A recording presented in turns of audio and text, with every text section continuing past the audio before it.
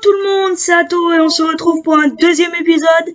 Vous vous rappelez, la dernière fois on avait parlé de différentes sortes de quartz, on va rester sur le même thème car aujourd'hui nous allons parler du cristal de roche un peu plus en détail.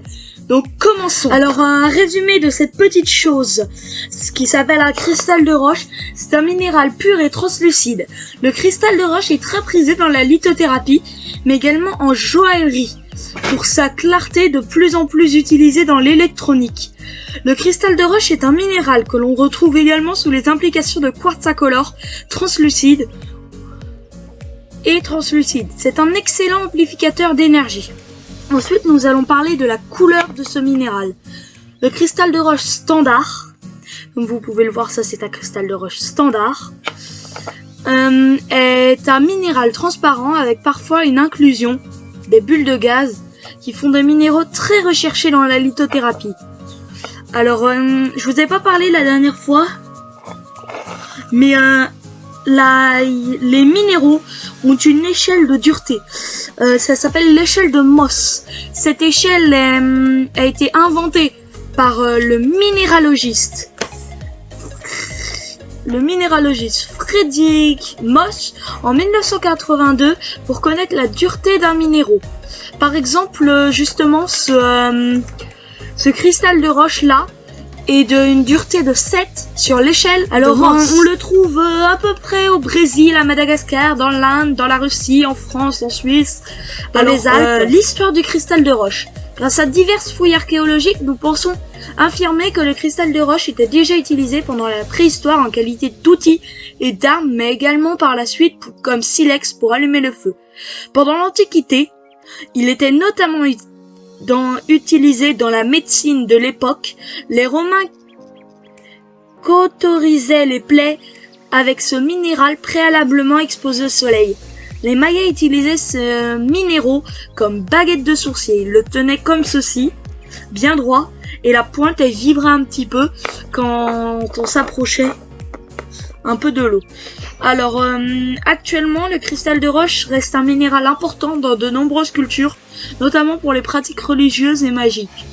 Les Amérindiens ont pour coutume de placer un cristal de roche dans le berceau des nouveau-nés afin de le lier directement à la terre. Comme vous pouvez le constater, le cristal de roche est un minéral très symbolique pour de nombreuses cultures à travers les âges. Le saviez-vous?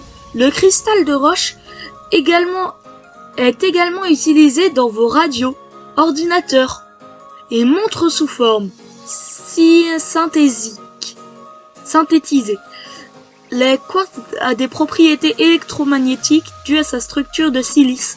La silice partage sa structure moléculaire et chimique avec le silicium, qui en anglais traduit par silicone, d'où le nom attribué à la Silicon Valley. La lithothérapie du cristal de roche. Alors comme vous pouvez le voir, moi j'ai un cristal de roche comme ceci, mais j'en ai aussi un à l'état trouvé, à l'état pur quoi.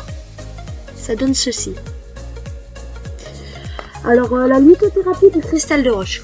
Le cristal de roche est la pierre la plus répandue dans le domaine de la lithothérapie. Du fait de sa transparence, on associe cette pierre à la pureté, à la lumière. Le cristal de roche amplifie l'énergie des éléments auxquels il entre en contact. Il permet l'ouverture et l'alignement de tous les chakras. Le cristal de roche est une pierre très utilisée car elle amplifie l'action des autres minéraux. Elle permet également de réaligner les vibrations et de ramener l'équilibre. Une pierre de naissance. Le cristal de roche est la pierre de naissance de ceux qui sont nés le mois d'avril. Alors la vertu du cristal de roche sur le physique. Pouvoir de guérison contre. Alors elle aide à combattre les addictions, traiter les infections ORL, vertiges, bourdonnements, etc. Atténuer les douleurs, réguler le diabète, améliorer les problèmes ophtalmiques, conjonctives, etc. Diminuer les problèmes de dos. Alors les vertus de cristal de roche sur le mental et l'esprit. Avantage pour l'esprit, lutte contre les migraines chroniques, stimule le système nerveux, vainc le stress, accroît la créativité, apporte la sérénité et le calme, dénoue les blocages énergétiques et crée des espaces harmonie. d'harmonie. Bon, c'était Atto, j'espère qu'on se reverra bientôt pour une toute nouvelle vidéo. Au revoir.